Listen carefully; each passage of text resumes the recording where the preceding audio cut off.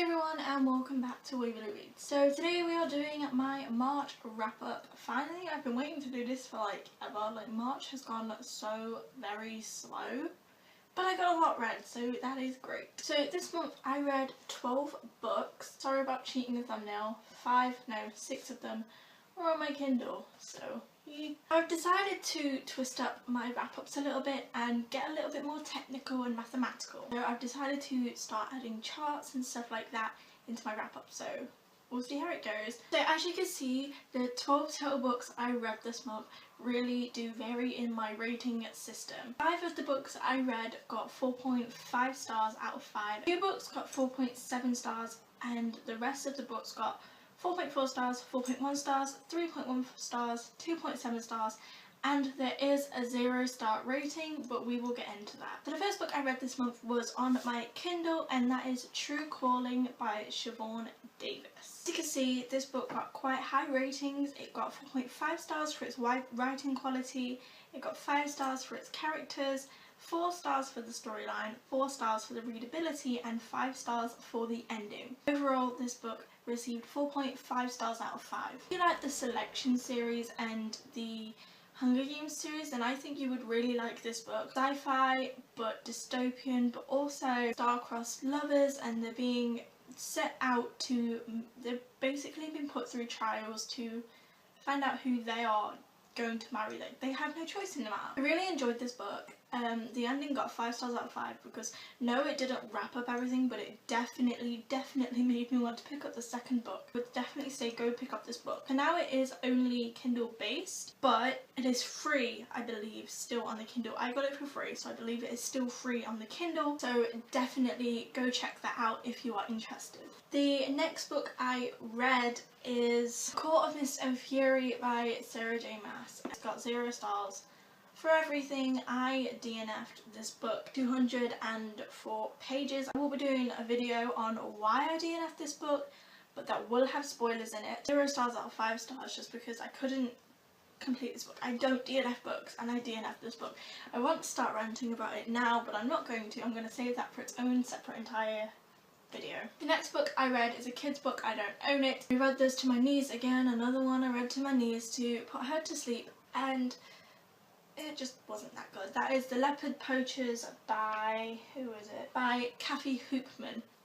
This is a book about 2 boys who get stranded on the mountains with leopards. These groups were who they think are trying to kill the leopards, and then they're running away from them, and right at the end they realise that they're trying to save them.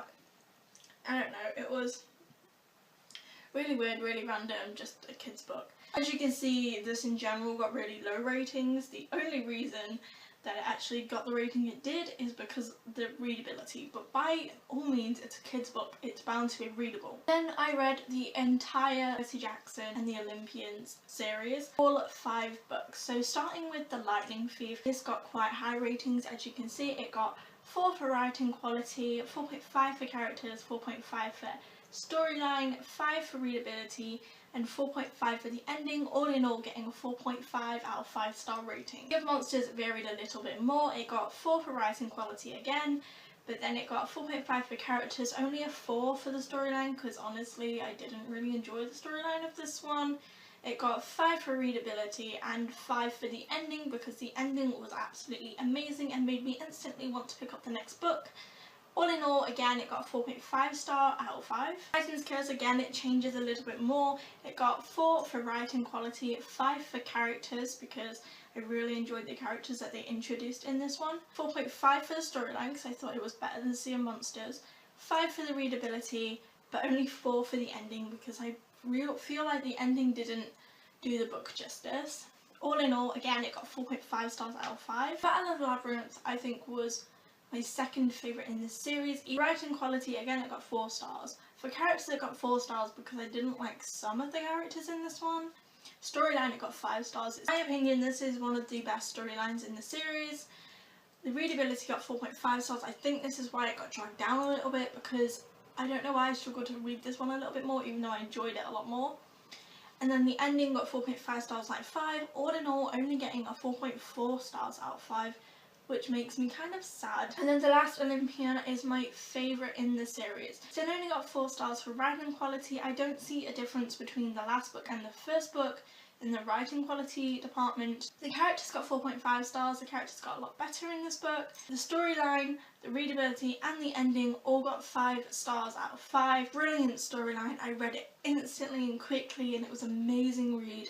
And then the ending just wrapped up absolutely everything. Every question he had opened in this book, in this series, got wrapped up. And it, all in all, it got 4.7 stars out of 5. I adored this entire series. It now definitely has a very secure place in my heart, and I'm so glad that I finally read the entire thing. After that, I picked up the Twilight Illustrated Guide by Stephanie Meyer. This is the only book in the Twilight Saga that I hadn't read, even though it's not technically in the Twilight Saga. As you can see, this got a 0 for storyline and a 0 for the ending, just because there is no storyline and there is no ending to this book.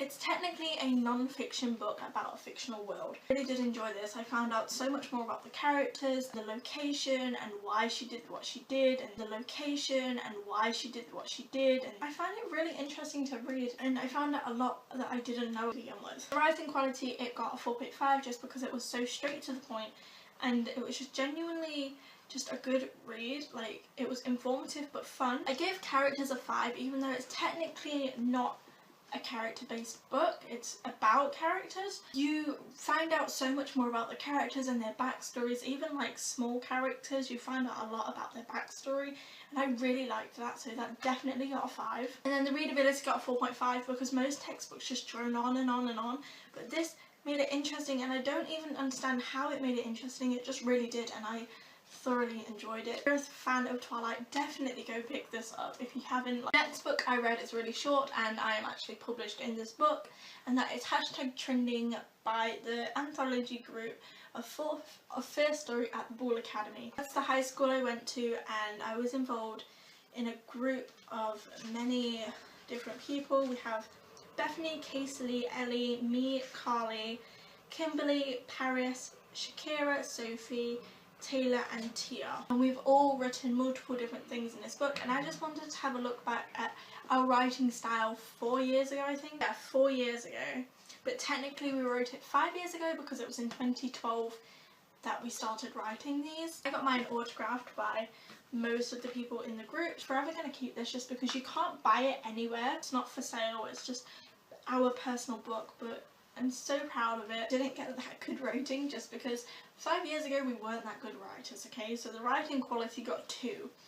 And this is mainly because the person who put it all together, Kevin Fegan, it says edited and introduced by Kevin Fegan, except he hasn't edited anything, he's just put them together. There's no like grammar correction or anything, so our writing quality is actually really, really bad. Characters got a 3 because there are many different styles of characters, some of them good, some of them not so good. There's room for development, and I know that if all of these projects continued, then there would definitely be some amazing characters coming out of that. Storyline got 3, there was many different storylines and I could see them going places. There's one aspect in here by Shakira, and I said you need to continue this, and she can't even remember writing it. I would love to see where that story went. Readability got a 5 just because everything is so short.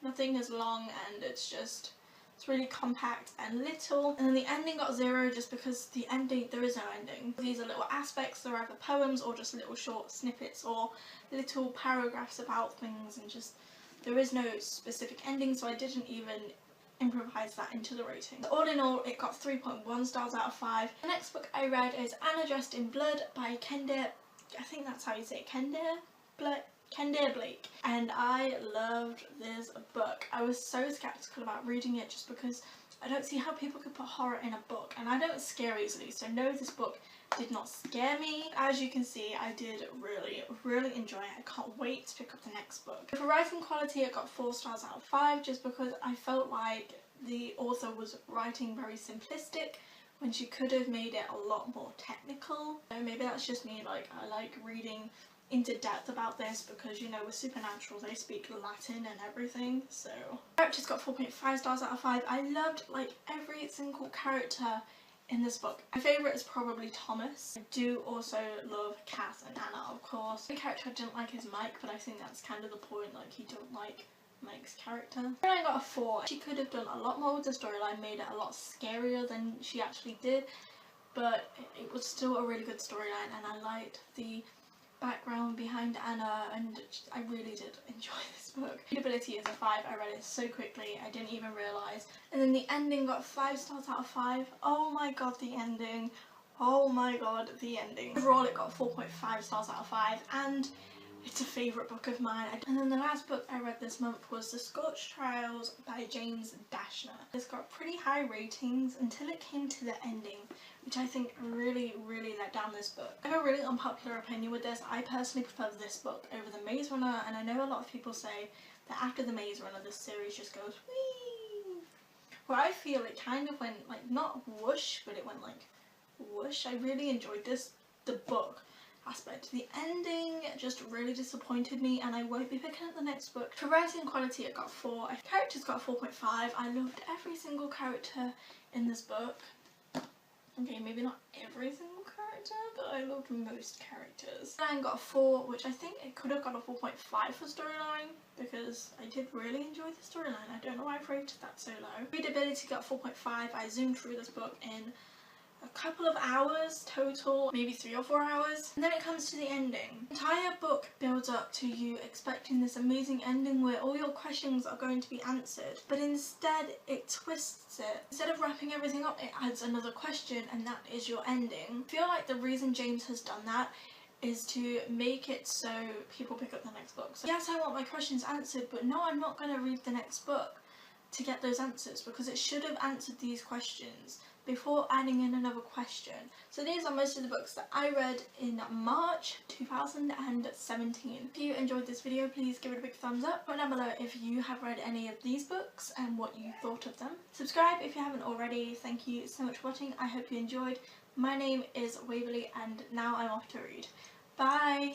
Okay, so this book is about a young girl in the time just before World War II. I believe it takes place just before, and she is adopted into this German family, and this might be a spoiler, like some people consider it a spoiler, I personally don't. Basically they take in this Jewish person and they hide him